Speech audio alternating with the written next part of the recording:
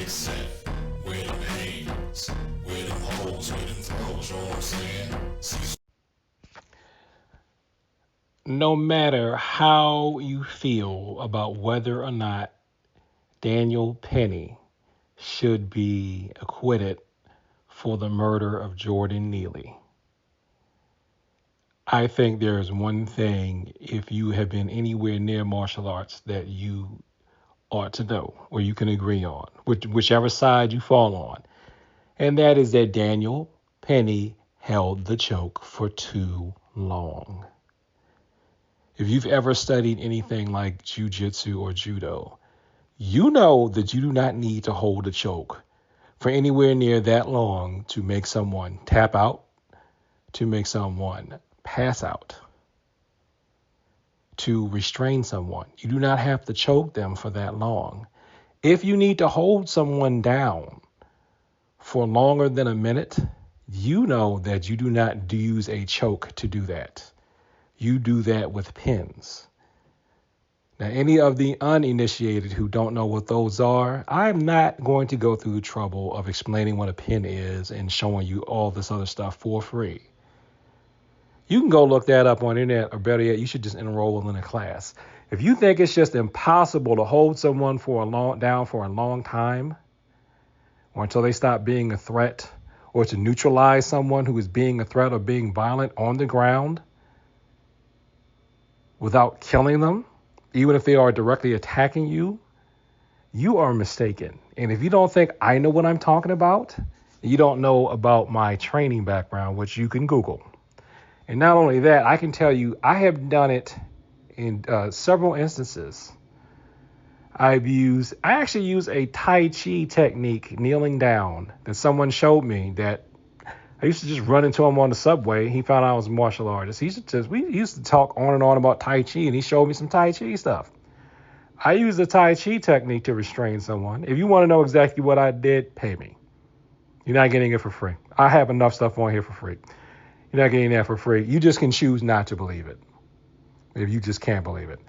I use the Tai Chi technique along with my environment and positioning to restrain someone who was having a seizure and who was a danger to himself and others because he was flailing around and swinging around because of the seizure. And then after a while, he was just hurting himself. And there was a doctor and nurse on the train who came to me. They came right up to me and said, "Hey, can you help us?" So I guess they recognized me from something. This was way back in the day. So I helped them. They gave me some guidance. Make sure you don't do this. Make sure you do that. In terms of hurting the person. And, Daniel Penny was also warned that he could let go of the choke. Someone had the guy's hands. That's one occasion. On another occasion, when I had a small fraction of the training that I do now, I held someone down who was striking at me. And on another occasion, I used moves from a Taekwondo form along with the environment to stun and then transition to just an improvised hold. It really, I guess if you want to get technical with the hold, you could say it was a Kazure Tate Shiogatami, if you want to say it was anything. So it was true Cecil Ryu, true my style, because it was a fusion of that with some, I guess you could say, some Taekwondo hand pressing, a fusion of those along with the environment. So you could say that was Hapkido. That was true Cecil Ryu style pinning that I used to hold a person down for a long time with no harm done to anyone. So don't tell me that it can't be done. It can. People just don't want to learn it. So if you stuck with me this long, here is something that I do not blame Daniel Penny for. The way Daniel Penny executed his technique is the reason why I have a problem with military training, especially for civilians. If you have been in the military and you do not have a black belt in any martial art, the techniques that you learn in the military, you have to realize something. And this is a journey I walked myself. You learned to kill people. Anything that you learned in there, you learned to how to kill. You were learning to kill people. That doesn't make you a bad person. That doesn't make them bad people. They're training you for combat. They're doing their job. So you need to stop and ask yourself if whatever you think that you're about to use or do to someone, is this a killing technique? And get this, you may not even know.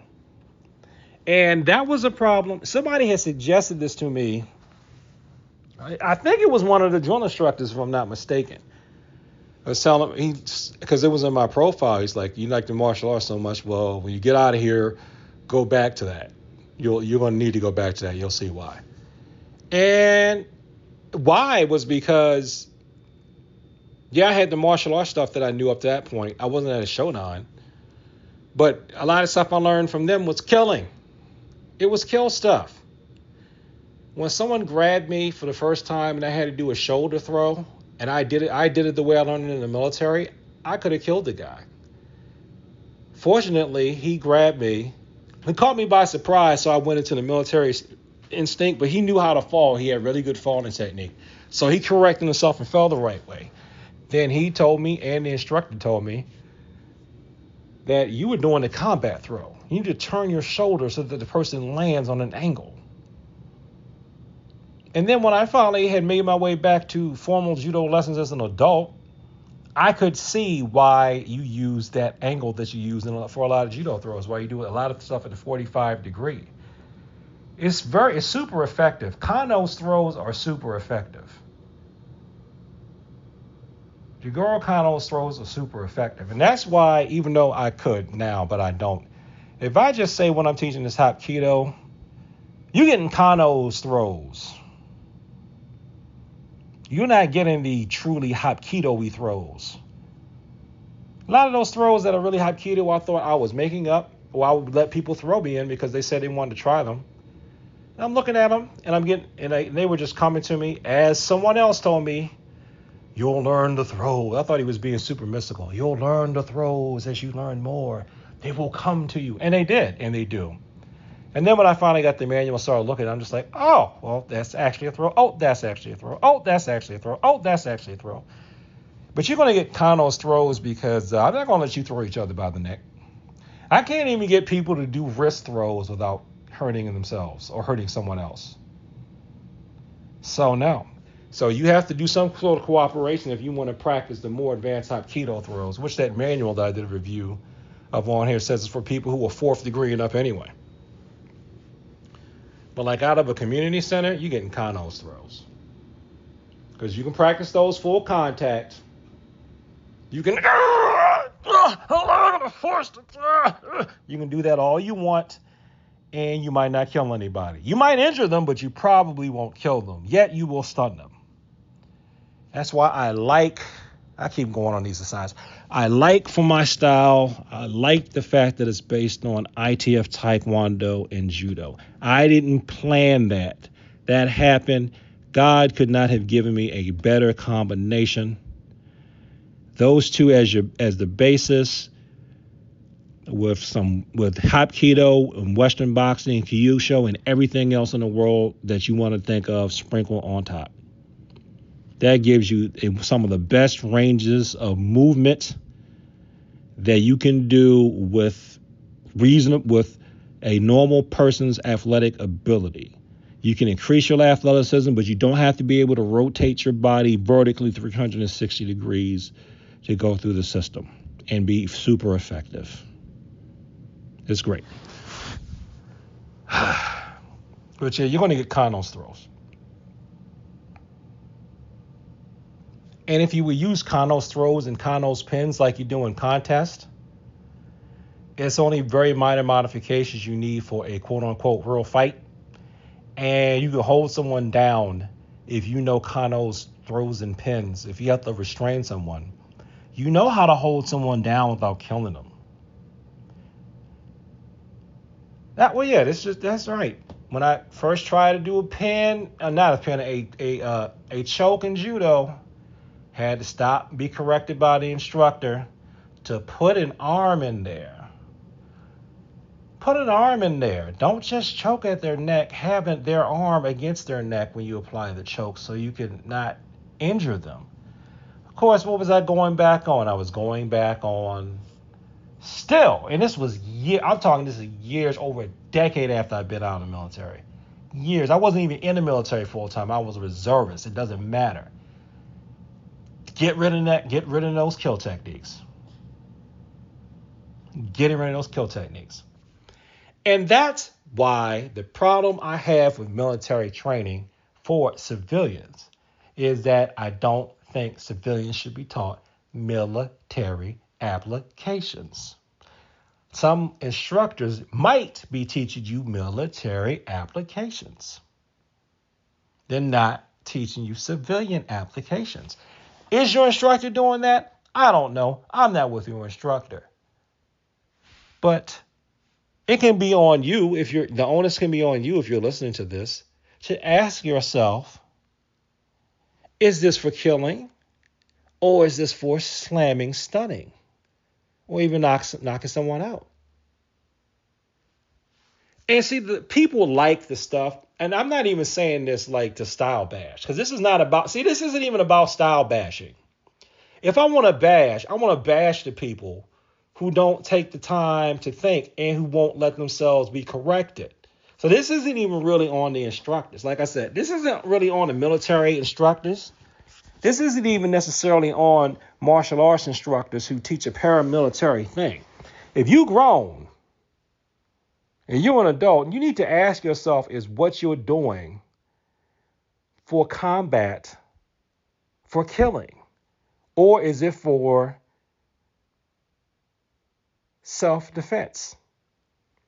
Because every fight is not combat. Even if some of these fights are unarmed combat, you do not have to kill the person all the time. Of course, there are times when you have to kill somebody. Let's not be naive, where you have to unalive someone. You have to. Because your life is in danger. But sometimes even if your life could be in danger, you don't have to end their life. Now, you're not going to learn how to be able to not end their life overnight, per se. You will with practice, and you will, you know what? You will if you care. If you care. So why don't you ask the person who's showing you a technique, is there a way that I can do this technique where I don't have to unalive the person?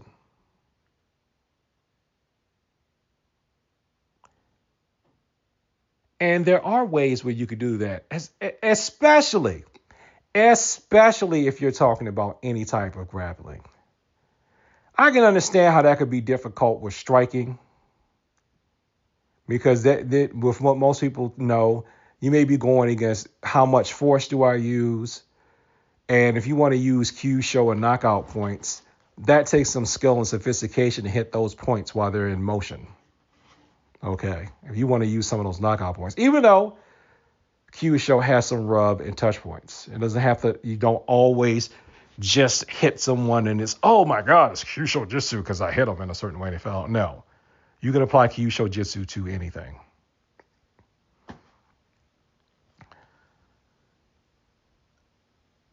Ask yourself, is there a way to apply this technique without removing the person's life from Earth? Because like I said, no matter what side of the political spectrum that you fall on, if you feel like if someone just offends you or frightens you, or you think something might happen, that gives you the full right to end their life. It's possible to protect yourself without ending someone. I do it all the time. I've done it all the time. I hope that I will always be able to. I can't promise that I will always be able to because I don't control life, but it is possible.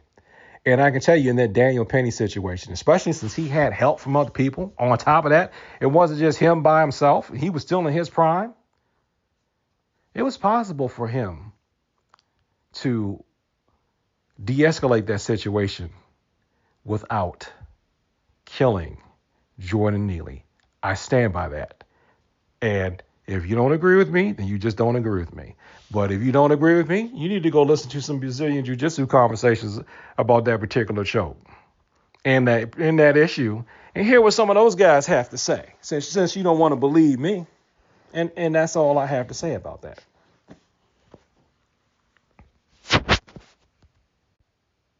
So if you've got some military training, the thing I recommend that you do to help you learn different grades of force is contrary to what some corners of the internet will tell you, you probably actually need to study some sport techniques. You probably need to study some sport martial arts so you can learn that there's a different level between your normal resting state and all out combat. Only one person survives and you want that person to be you. Learn some sport grappling if you can. Learn some sport techniques, because see, when you take learn some sport striking, because when you take when you take taekwondo, you take karate, you take tang soo do, all those places that they tell you not to hit and that you can get in the habit of not striking at, those are places that would really injure someone. And the military probably taught you to go after those vital areas because they were training you for, war. Just remember that not everything is a war. Not everyone is you're not in a war zone, and not everyone is the enemy. Just because they may be making women and children feel uncomfortable, that doesn't necessarily make them the enemy. And there's so many different places you can go with the Daniel Penny, Jordan Neely situation. Especially if you want to talk about, and other people have talked about this way better than me, like implicit bias. Like maybe he held the choke too long subconsciously because he's been culturally conditioned to believe that African Americans are so strong that they don't even feel pain, that he may need to subconsciously felt like he needed to go overboard, even if he's probably not a racist, which he probably is not a racist because he was actually protecting people of color, but he still has that subconscious bias, But then again, I'm saying all this, and I know that a lot of people don't care. A lot of you don't care. Because when you sign up for a martial arts class, you just want to be able to go, hi-ya, bam, slam. I want to be a bad mofo. How can I do that in 3 weeks or less? That's what you want. I'm not going to give it to you, but that's what you want. Okay? But I'm here to tell you. It's possible to restrain people. It's possible to hold people down without ending their life on earth. I've done it. And I can do it. And hopefully, if the situation comes up again, I will continue to do it. Okay? So don't tell me that there was nothing else that could be done. I know better. And I'm not special, because there are other people who have training who know better too.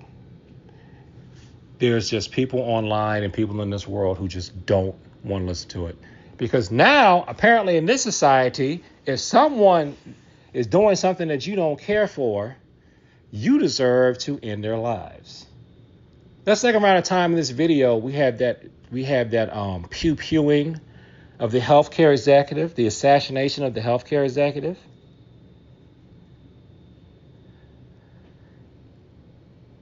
Why can't people imagine a world where that healthcare executive should have went to jail for the things he may have been doing or allowing, and of course the assassin goes to jail for assassinating him?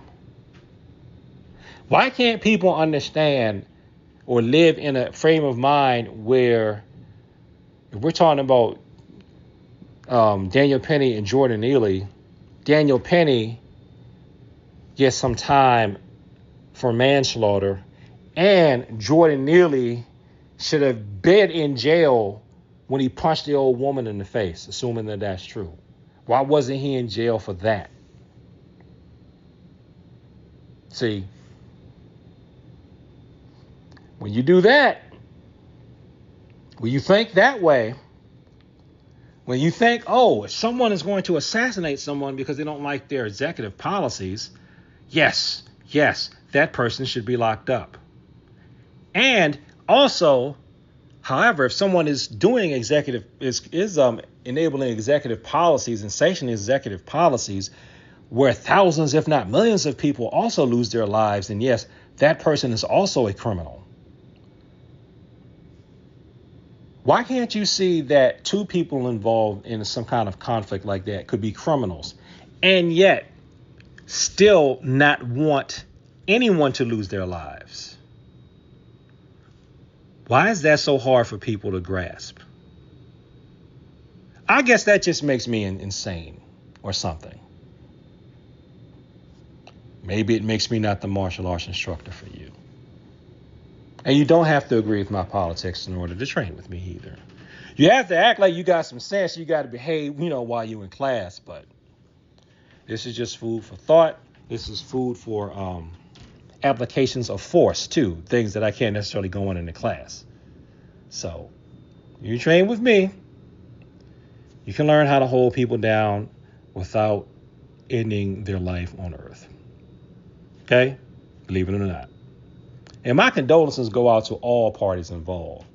Because another problem I had with the Daniel Penny thing, too, I can't even believe I'm agreeing with this fraction of thought. But it is true. All the hoopla around it and everything like that, and the fact that we don't really have clean-cut, clear laws. Actually, we do have laws, but they're just not applied evenly. They're only applied based on who you are. And you may take that any way that you want. But see, that's going to make people more reluctant to get involved and be a good Samaritan. Because let's say for the sake of the argument that he was 100% in the right, but yet he had to get dragged through all this other stuff. So then that's going to make people be like, if I can't afford all those lawyers and things like that, I don't want to get involved. That type of thinking made me, the situation I talked about with myself, me back in the day, when I definitely didn't have the money for a bunch of lawyers. And the doctor and the nurse had to call me out and say, come on, you can help us with this. When that guy needed to be restrained. Because I was afraid. Yes, I was scared. I was scared. And this was before the internet was big. Yeah, I was scared. It's like, oh, man, if I do something, I'm probably going to get sued. It's already making people reluctant. And then when you see something like that, it's going to make people even more reluctant. And this is something else I want to get at. I have to stop myself here because I don't want this video to be too long. That's why this is all audio here, so it'll actually process. The mood in our society right now is that if anyone makes you feel frightened, that person deserves to be unalived. If anyone makes you feel scared, that person deserves to be unalived. That's what you're telling me with the attitudes that I see coming from people in the reaction to Daniel Penny, and even with the reaction I see for Luigi Magione. So if someone offends you, this is not me saying this. This is my reading of the social mind, the collective mind. The collective mind says if anyone offends you, they deserve death. That is what is floating, I think, in the social in the collective subconscious right now, and I don't like that. I do not like that at one bit. And I want to close with this. I'm going to make a short with this, but I want to close with this. Stop telling, if you agree with the Daniel Penny verdict, then you need to stop telling children, sticks and stones may break my bones, but words will never hurt me. Because that was thrown in my face when I was a child. A lot. When I felt like this person is trying to hurt me, even if they're coming at me, I'm like, they're saying this stuff, and I think the way that they're talking, they want to do something to me. So I want to react first. No, Cecil, sticks and stones may break your bones, but words will never hurt you. Because by all accounts, Jordan Neely was still at Words.